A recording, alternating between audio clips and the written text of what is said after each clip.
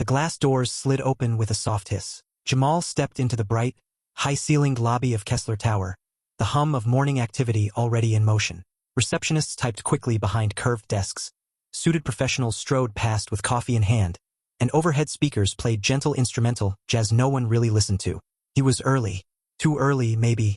His meeting with the building manager wasn't for another 30 minutes, but he'd wanted to see the place for himself first. He wore a navy hoodie, sleeves slightly pushed up, black joggers and Nikes. Not an outfit that screamed executive consultant, but he hadn't come to impress. He'd come to help fix something broken. Near the center of the lobby, just beneath the abstract sculpture shaped like a broken loop, a duffel bag sat alone. No one seemed to notice it. Jamal noticed. He approached the reception desk. "Hi, I think someone left a bag near the sculpture. Might be nothing, but it's just sitting there." The receptionist, white, early 40s, polite but distracted, barely looked at him. "Security will handle it." 2 minutes later they did. Not the way he expected. 2 uniformed security guards moved fast. One, stocky, shaved head, walkie-talkie clipped to his vest, walked directly to the bag. The other made a beeline for Jamal. "Step away from the desk," the taller one ordered. Jamal blinked. "I just reported the bag." "Step away, sir." His tone was sharp, not loud, but just enough to make nearby heads turn. A man holding a tablet paused. A woman with a stroller glanced back. The receptionist looked up, finally registering that something was happening. Jamal stepped back slowly, hands visible. "I'm not involved," he said. "I saw it and thought someone should know." "Aha," the guard said, positioning himself between Jamal and the reception desk. "You said you saw it. How long were you standing near it?" "I didn't touch it," Jamal said. Calm, measured. "Just walked in a few minutes ago." "You got ID? For what?" The second guard had finished checking the bag. A gym duffel, unzipped slightly. "Empty. Just a towel inside," he called out. Still, the first guard didn't ease up. "You come in here, dressed like that, pointing out a suspicious bag? You understand how that looks, right?" The words hung in the air. Dressed like that. Jamal's jaw didn't tighten. His shoulders didn't rise. He stood still, hands visible, expression unreadable.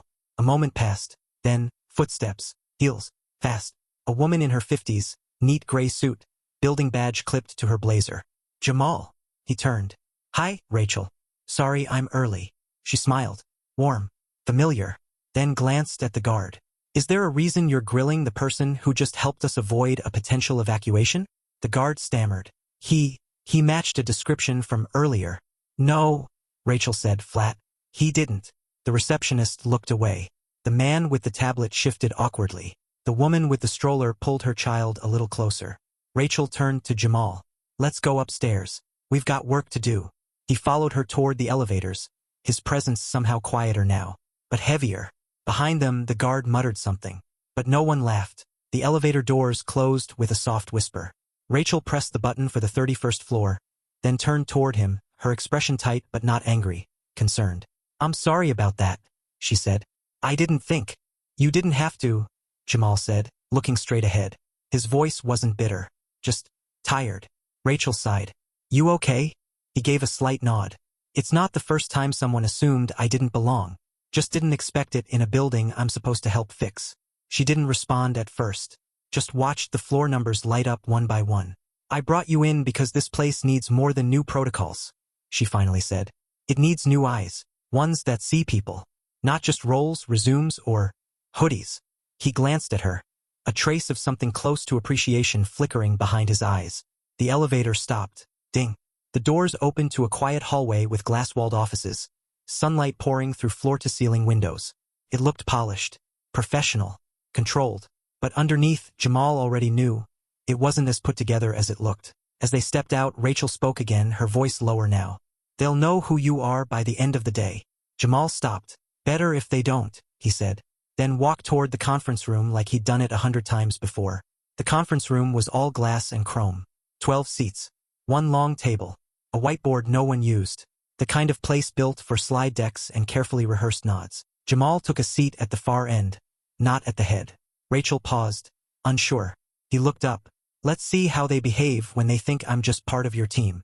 She nodded slowly and sat beside him, pulling out a thin folder.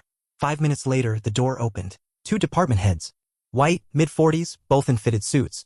followed by a younger woman, Asian, maybe late 20s, and an older black man with a slight limp and a clipboard under his arm. They all nodded politely. None of them looked at Jamal twice. More entered. A whiteboard marker squeaked to life.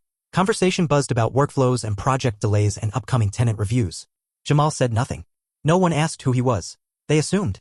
Rachel opened the meeting. Thanks for being on time. Before we dive in, I want to introduce someone new working with us on this restructure. A few glances turned toward Jamal. Still polite. Still distant. This is Jamal Hughes, she said. He's our external consultant. Mild nods. One eyebrow raised. He's been brought in directly by the board to assess systems, staff interactions, and internal culture. The air changed. Someone cleared their throat. The man with the clipboard shifted in his chair. And the department head on Jamal's left, the one who'd breezed in talking about valet complaints, leaned back slightly, expression less relaxed now. Jamal finally spoke. His voice was soft. Calm. I noticed something this morning, he said. Not in the reports. Not on your project timeline. He let it hang there. Everyone waited. Let's talk about assumptions. The silence stretched. No one moved. Jamal didn't raise his voice. He didn't need to. I walked in this morning. No badge. No suit. Just myself. A pause. He looked down the table, locking eyes with no one and everyone at once. I reported something suspicious. A loan bag, middle of the lobby. Could have been nothing. Could have been serious. He folded his hands. Security handled it. But not the bag. Me. The younger woman sat forward slightly. The older man's grip on his clipboard tightened. Jamal continued. They saw someone in a hoodie, not someone doing the right thing. And that told me more about this building than any spreadsheet ever could. The first department head shifted in his seat. I'm sure it was a misunderstanding. They were just doing their job. Jamal turned to him, calm. Is their job to question the problem? Or the person pointing it out? The room went still again. Rachel didn't speak. She didn't have to. Jamal leaned back. This isn't about one guard. It's about who gets the benefit of the doubt. Who walks in invisible and stays that way unless someone thinks they don't belong. The man with the clipboard nodded once. A quiet, deliberate motion. Jamal looked around. I'm not here to make anyone uncomfortable. Beat. I'm here to make sure discomfort isn't the price of entry. He opened his notebook. Now, let's get to work. After that, everything was quieter. Not silent, just careful. People took notes with more focus. Spoke with less filler. Questions were phrased more precisely. Jamal noticed the shift. He always noticed. The first few slides of the presentation went by. Rachel handled the numbers, revenue flow, tenant satisfaction, maintenance delays. Normal stuff. Jamal let her finish, then turned a page in his notebook. Before we continue, he said, I'd like to ask each of you something. Brows raised. No one answered. He glanced around the table. When was the last time someone challenged how you spoke to a janitor? Or how quickly you dismissed an applicant based on their school? Their shoes? He wasn't accusatory. But no one could sit fully comfortably in their chair. The department head who had tried to explain the guard's behavior finally spoke again. You think this building has a discrimination problem? I think it has a filter, Jamal said. One that decides who looks like they belong in the lobby. In the meeting. In the conversation. The woman near the end of the table, Janice, her name tag said, spoke up. I felt that filter, she said quietly. A few heads turned. I've been here 5 years. Still get asked if I'm the intern. Last week, someone asked if I was lost when I was heading into the executive wing. Her voice didn't shake. It was just, tired. Jamal gave a small nod. Thank you. Someone across from her cleared their throat but said nothing. The older man with the clipboard finally looked up. I think we've all seen it, he said. Some of us just figured we'd never be in a position to talk about it. Jamal folded his arms, leaned slightly forward. Now you are. They didn't dive back into metrics after that. No one even reached for their coffee. Rachel sat with her hands clasped, letting the weight settle. She knew better than to rush it. The truth had filled the room like steam, silent but inescapable. Jamal didn't push. He just waited. The second department head finally broke the silence. Mid-30s, crisp shirt, cautious eyes. So, what exactly are you recommending? His tone wasn't defensive. It was tentative, like someone who'd realized they'd walked too far into a room without checking where the exits were. Jamal replied, we start by listening to the people you don't normally hear from. He glanced at Janice, then at the older man with the clipboard. Then back at the rest of the room. Not in surveys. Not in anonymous forms. In real rooms. Like this one. And after that, the man asked. Then you deal with what they tell you. Even when it's uncomfortable. He leaned back again.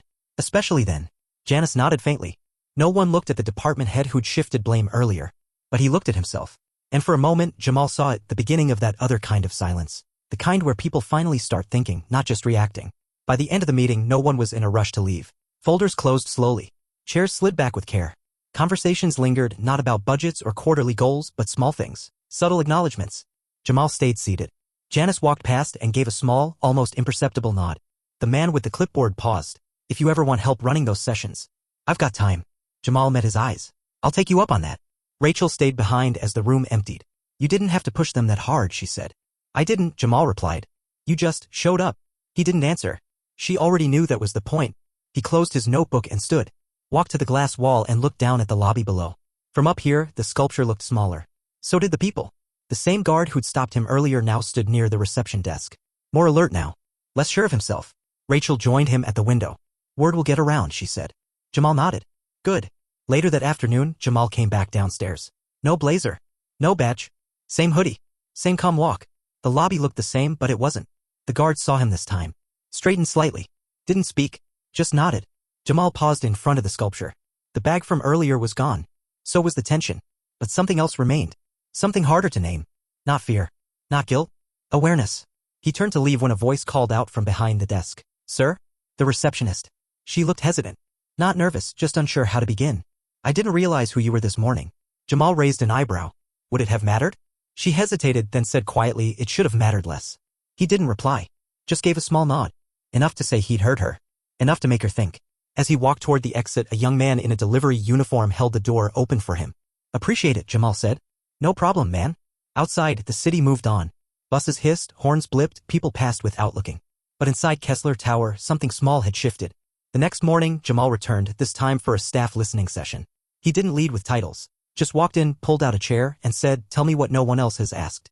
The room was full. Janice was there. So was the older man from the meeting. And a few new faces, maintenance crew, front desk, interns. People whose names weren't on directories but whose presence kept the place running. At first, it was slow.